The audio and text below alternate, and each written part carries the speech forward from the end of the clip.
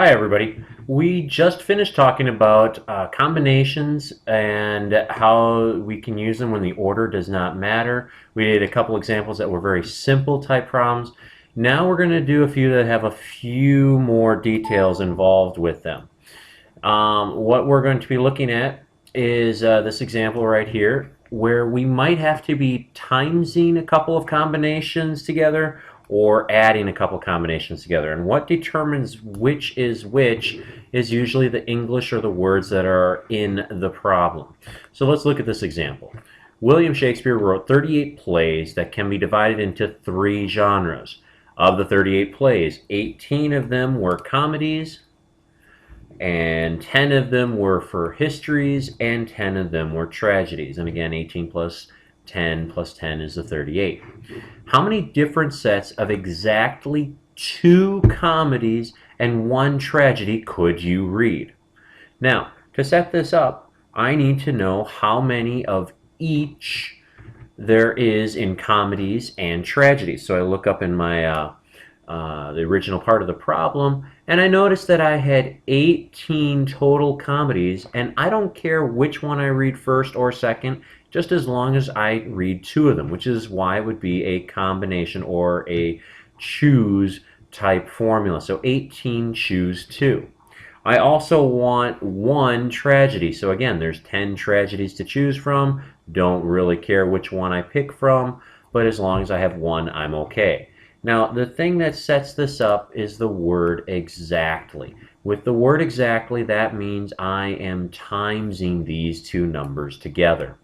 So 18 choose 2 for my comedies. There's 153 different ways I could choose 2 different comedies out of the 18 that are there, times 10 choose 1, which is 10, which kind of makes sense. There's only 10 different ways you could choose 1 comedy out of 10. I times those together, and there are 1,530 different ways I could choose exactly 2 comedies and 1 tragedy. Notice none of them are histories. Now, some people might say, well, don't I have to include the histories in here? Some people say yes, some people say no. Here's why. There's 10 histories to choose from, and of them you are selecting 0. And you're still timesing with that, but when you take 10 choose 0, you actually get the number 1. And when you take 1 times 153 times 10, you really aren't really messing with the problem at all. So that's why some people sometimes write it just so that they have all of them there. Sometimes that's also why people don't write it, because it's not really necessary. It is up to you which way you want to go. Now, here's another example. How many different sets of at most of 3 plays could you read? Now, at most. So let's see. Are you reading 4 plays out of the 38? No. You could be reading 3 of them. So, of the 38 total plays, and I don't care about genres anymore, I could choose 3 of them. However, I could also, of the 38, choose only 2 of them to read. Same thing, I could choose only 1 of them to read, or if you're not really a big fan of William Shakespeare, you might choose 0. Now, am I going to be timesing all these? No. Timesing was exactly, or the word and. At most, or the word or, is a plus sign.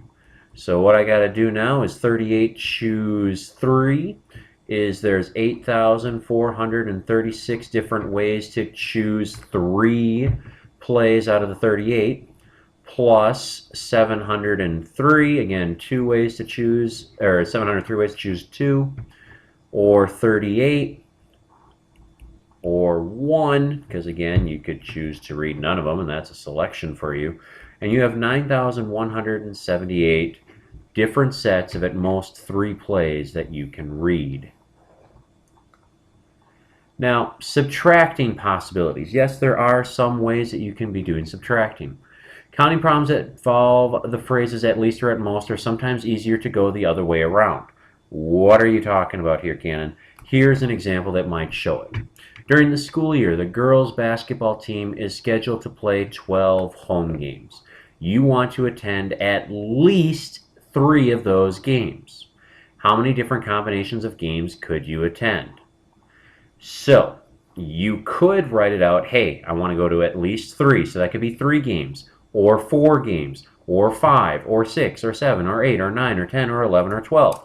And if I use that with my or, that's 12, choose 3, plus 12, choose 4, plus 12, choose 5, plus 12, choose 6, plus 12, choose 7, and I can keep going all the way until I get to all 12 games. But this is getting to be a lot of math, and actually I am running out of room on the paper. So this could be a problem you run into. Is there a way you could go, well, kind of backwards? How many games didn't you attend? Well, 0, 1, or 2. Those are easier to figure out. And then to subtract from the total number of games you could have totally, entirely attended, which is 2 raised to the 12th, 4,096 different combinations for that, minus 1 plus 12 plus 66 is 4,017 different ways you could attend at least 3 games. I would have gotten that from all of this plugged in, but I kind of saved myself a little bit of room and kind of worked smarter, not harder. This is finishing up our sections on combinations. Hope you enjoyed it.